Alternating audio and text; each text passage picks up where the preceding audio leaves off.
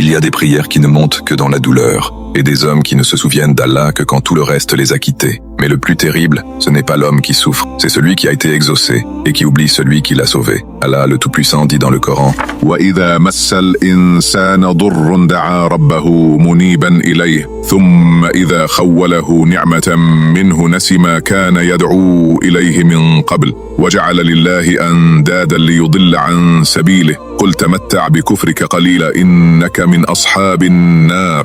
Quand la détresse saisit l'homme, il appelle son Seigneur, repentant vers lui. Puis lorsqu'il lui accorde une grâce, il oublie ce qu'il implorait auparavant et lui associe des égaux pour égarer d'autres. Dit: profite de ton incroyance un court instant, tu fais partie des gens du feu. Selon la pensée de Ibn Kathir, il souligne la versatilité de l'homme, soumis dans la souffrance, ingrat dans l'abondance et rebelle dans la prospérité. S'il associe Allah durant la sécurité, il ruine sa foi et son oubli devient cause de perte éternelle. Pour Al-Qurtubi, la misère éveille le cœur, la richesse n'endurcit. L'ingrat outdoor transforme la délivrance en occasion de disparition spirituelle. Il devient guide vers le néant en emmenant les autres avec lui. D'après Ibn Ashur, le verset révèle la triste trajectoire, crié du fond de l'angoisse, abandonné dans l'abondance et finalement émancipé dans l'orgueil. La jouissance temporaire devient le prélude au destin ultime et l'illusion sculpte son tombeau. Ils ont pleuré vers le ciel, appelé Dieu dans la nuit, trouvé réponse au vide, puis rejeté la main qui les a relevés. La grâce devient oubli et l'amour se mue en idole. Un instant de liberté avant la chute, un pas dans l'abîme de l'ingratitude. L'âme se croit autonome, alors qu'elle danse sur le seuil du gouffre. Ce verset expose l'humanité nue, souvent éphémère dans son attachement,